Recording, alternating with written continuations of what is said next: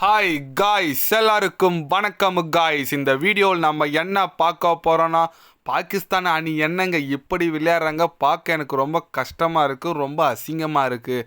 கண்டிப்பாக இந்த மாதிரிலாம் விளையாடினா பாகிஸ்தான் கிரிக்கெட் பார்க்க கிட்டத்தட்ட அழிவுக்கு வந்துடும் அப்படின்னு சொல்லிட்டு நியூசிலாந்து எதிரான தொடர்ந்து 2 போட்டி தோற்றிருக்க பாகிஸ்தான் அணி குறித்து தோல்விக்கு காரணம் கூறியிருக்காருங்க. முன்னாள் பாகிஸ்தான் அணியின் கேப்டன் சொல்லலாம், நட்சத்திர வீரர்னு சொல்லலாம், மிஸ்பா உலக் பார்த்தீங்கன்னா பாகிஸ்தான் தோல்விக்கு சில பல காரணங்கள் கூறியிருக்காரு. அவர் என்ன பேசினார், ஏது பேசினார் சொல்லிட்டு வீடியோ டீட்டெயில்டாக பார்க்கலாம். அதுக்கு முன்னே நீங்கள் நம்ம சேனலுக்கு புதுசாக வந்திருந்தீங்கன்னா ஒரே ஒரு சப்ஸ்கிரைப் மட்டும் பண்ணிவிட்டு வாங்க, வீடியோக்குள்ளே போகலாம். ஆமாங்க, மிஸ்பா உலக் என்ன சொன்னாருன்னு கேட்டிங்கன்னா, என்னங்க பாகிஸ்தான் அணி இப்படி விளையாடிட்டு வந்துட்டுருக்காங்க, அவங்க சமீபத்தில் ஒரு சுத்தமாக ஒரு ஃபார்ம்லேயே இருக்க மாட்டாங்க. ஐசிசி தொடரில் முக்கியமாக இந்த 2023 நடந்த 50 ஓவர் வேர்ல்டு கப்பில் இந்தியாவில் இருக்கட்டும், T20 வேர்ல்டு கப்லேயே இருக்கட்டும், இப்போ நடந்த சாம்பியன் ட்ராஃபியில் இருக்கட்டும், ஒரு மோசமான கிரிக்கெட் விளையாடுறாங்க. இப்போ நியூசிலாண்டுக்கு அமைச்சிருக்காங்க, முகமது ரிஸ்வான், பாபர் அசம் யாருமே எடுக்கல. ஏன் இந்த மாதிரி பண்ணுறாங்க? அதுவும் ஃபஸ்ட்டு 2 போட்டி ரொம்ப அசிங்கமாக தோற்றுருக்காங்க பாகிஸ்தான். அதுக்கு காரணம் கேட்டிங்கன்னா, எந்த அணி வீரரோ ஒரு நட்சத்திர வீரராக டீமில் இல்லை. நீங்கள் ஒரு இந்தியாவை எடுத்துக்கோங்க, ரோஹித் சர்மா, விராட் கோலி, ஸ்ரேயஸ் ஐயர், KL ராகுல் இவங்களாம் பார்க்கும்போது ஒரு நட்சத்திர வீரராக தெரியுறாங்க. அந்த மாதிரி வீரர்கள் பாகிஸ்தான் இல்லை. வெறும் பாஸ் பவுலிங் வச்சுன்னு ஒன்றுமே பண்ண முடியாது. இப்போ அவங்க கூட கொஞ்சம் ஃபார்ம் அவுட்டில் இருக்காங்க. அதனால் இந்த மாதிரி டீம்லாம் வச்சுன்னு போனால் கண்டிப்பாக அடுத்த ஒரு ஐசிசி தொடரில் செமிஃபைனலாக ஒரு குவாலிஃபயர் குரூப் ஸ்டேஜ் கூட குவாலிஃபைட் ஆக முடியாது. அந்தளவுக்கு ஒரு மோசமான நிலைமைக்கு பாகிஸ்தான் அணி போவோம்.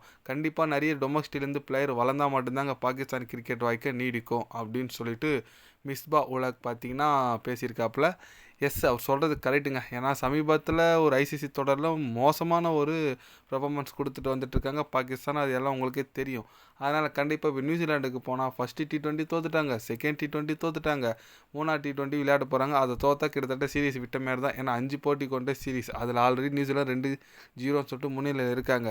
இவங்க இன்னும் ஒயிட் வாஷ் ஆகுவாங்களா, இல்லை அட்லீஸ்ட் ஏன்னா 1-2 ஜெயிப்பாங்களா சொல்லிட்டு பொறுத்து இருந்தாங்க பார்க்கணும். ஏன்னா பாகிஸ்தான் விளையாடுற இந்தமாரி ஸ்டைல்லாம் பார்த்தீங்கன்னா வேலை ஆகாதான் தெரியும். ஏன்னா நியூசிலாண்டு இது சி டீம்னு சொல்லாங்க.